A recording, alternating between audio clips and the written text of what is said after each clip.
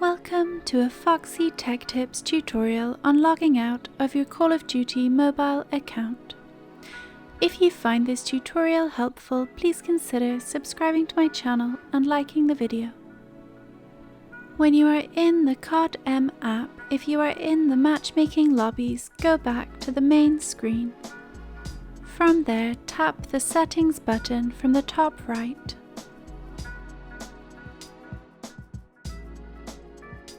In Settings, select Legal and Privacy from the tabs. It's the last one in the list. In the Legal and Privacy options, there is a Logout button at the bottom right of the screen. Tap that. You will now be logged out from your account and you will be able to sign in to a different account or create a new one if you wish. And that draws an end to this tutorial.